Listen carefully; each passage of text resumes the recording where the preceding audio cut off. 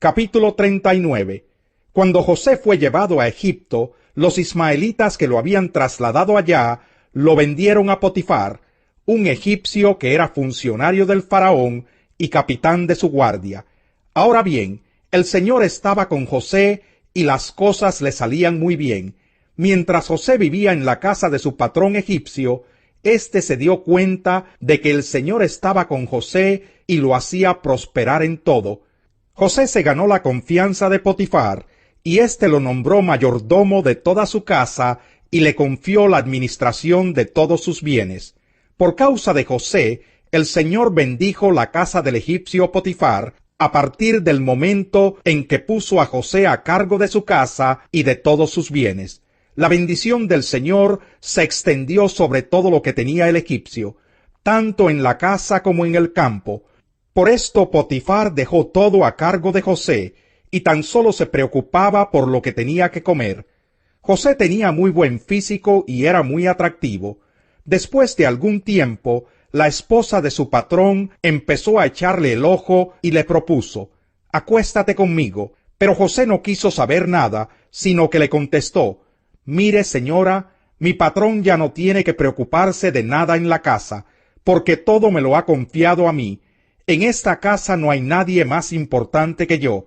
Mi patrón no me ha negado nada, excepto meterme con usted, que es su esposa. ¿Cómo podría yo cometer tal maldad y pecar así contra Dios?» Y por más que ella lo acosaba día tras día para que se acostara con ella y le hiciera compañía, José se mantuvo firme en su rechazo. Un día, en un momento en que todo el personal de servicio se encontraba ausente, José entró en la casa para cumplir con sus responsabilidades. Entonces la mujer de Potifar lo agarró del manto y le rogó: «Acuéstate conmigo». Pero José, dejando el manto en manos de ella, salió corriendo de la casa.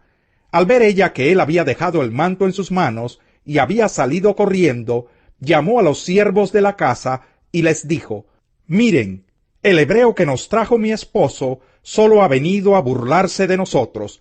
Entró a la casa con la intención de acostarse conmigo, pero yo grité con todas mis fuerzas. En cuanto me oyó gritar, salió corriendo y dejó su manto a mi lado». La mujer guardó el manto de José hasta que su marido volvió a su casa. Entonces le contó la misma historia: «El esclavo hebreo que nos trajiste quiso aprovecharse de mí, pero en cuanto grité con todas mis fuerzas, salió corriendo y dejó su manto a mi lado». Cuando el patrón de José escuchó de labios de su mujer cómo la había tratado el esclavo, se enfureció y mandó que echaran a José en la cárcel donde estaban los presos del rey. Pero aún en la cárcel el Señor estaba con él, y no dejó de mostrarle su amor. Hizo que se ganara la confianza del guardia de la cárcel, el cual puso a José a cargo de todos los prisioneros y de todo lo que allí se hacía. Como el Señor estaba con José y hacía prosperar todo lo que él hacía, el guardia de la cárcel no se preocupaba de nada de lo que dejaba en sus manos. Capítulo 40. Tiempo después, el copero y el panadero del rey de Egipto ofendieron a su señor. El faraón se enojó contra estos dos funcionarios suyos, es decir, contra el jefe de los coperos y el jefe de los panaderos, así que los mandó presos a la casa del capitán de la guardia, que era la misma cárcel donde estaba preso José. Allí el capitán de la guardia le encargó a José que atendiera a estos funcionarios. Después de haber estado algún tiempo en la cárcel, una noche los dos funcionarios, es decir, el copero y el panadero, tuvieron cada uno un sueño, cada sueño con su propio significado. A la mañana siguiente, cuando José fue a verlos, los encontró muy preocupados, y por eso les preguntó: «¿Por qué andan hoy tan cabizbajos?». «Los dos tuvimos un sueño», respondieron, «y no hay nadie que nos lo interprete». «¿Acaso no es Dios quien da la interpretación?», preguntó José. «¿Por qué no me cuentan lo que soñaron?». Entonces el jefe de los coperos le contó a José el sueño que había tenido. «Soñé que frente a mí había una vid, la cual tenía 3 ramas. En cuanto la vid echó brotes, floreció, y maduraron las uvas en los racimos. Yo tenía la copa del faraón en la mano, tomé las uvas, las exprimí en la copa, y luego puse la copa en manos del faraón. Entonces José le dijo, esta es la interpretación de tu sueño. Las 3 ramas son 3 días. Dentro de los próximos 3 días, el faraón lo indultará a usted y volverá a colocarlo en su cargo.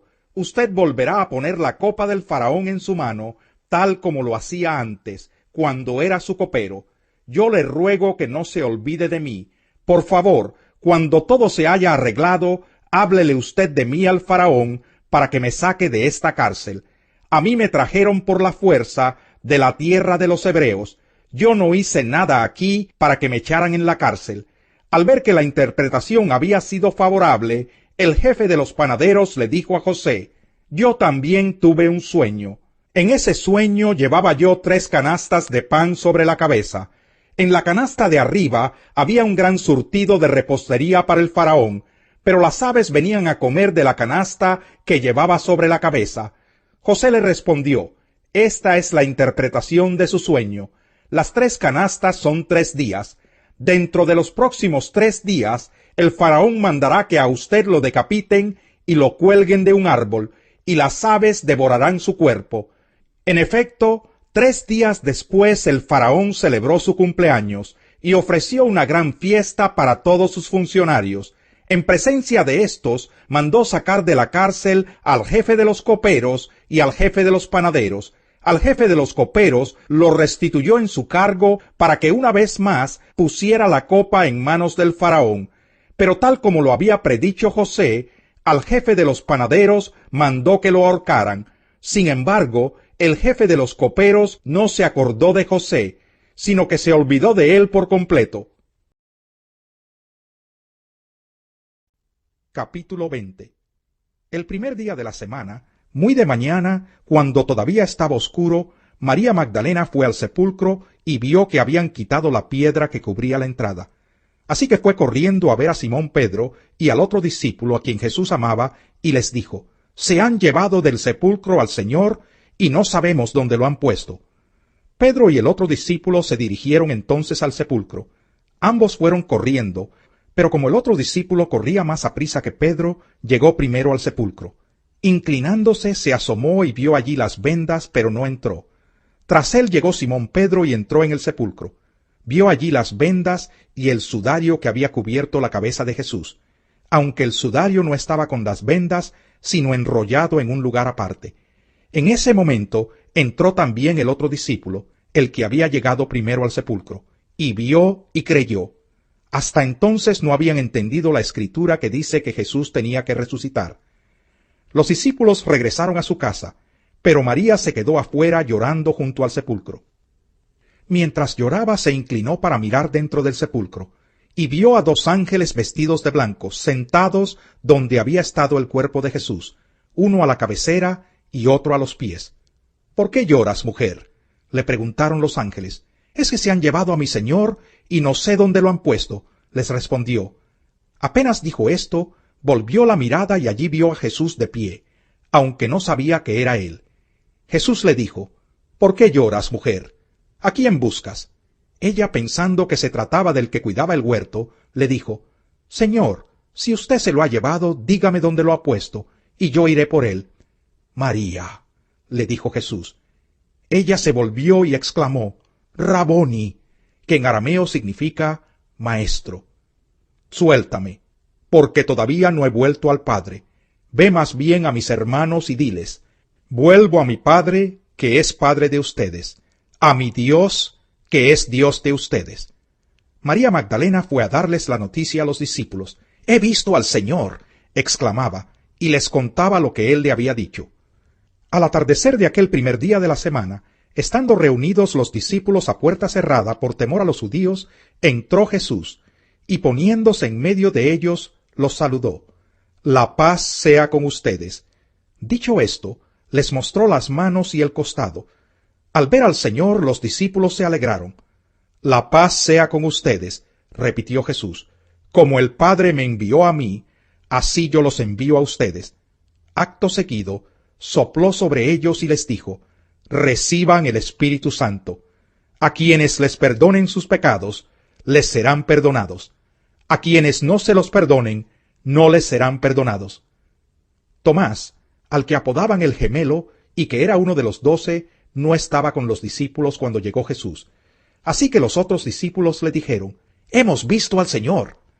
«Mientras no vea yo la marca de los clavos en sus manos, y meta mi dedo en las marcas, y mi mano en su costado, no lo creeré», repuso Tomás. Una semana más tarde estaban los discípulos de nuevo en la casa, y Tomás estaba con ellos. Aunque las puertas estaban cerradas, Jesús entró y poniéndose en medio de ellos los saludó. «La paz sea con ustedes». Luego le dijo a Tomás: «Pon tu dedo aquí y mira mis manos. Acerca tu mano y métela en mi costado, y no seas incrédulo, sino hombre de fe». «Señor mío y Dios mío», exclamó Tomás. «Porque me has visto, has creído», le dijo Jesús. «Dichosos los que no han visto y sin embargo creen». Jesús hizo muchas otras señales milagrosas en presencia de sus discípulos, las cuales no están registradas en este libro, pero éstas se han escrito para que ustedes crean que Jesús es el Cristo, el Hijo de Dios, y para que al creer en su nombre tengan vida.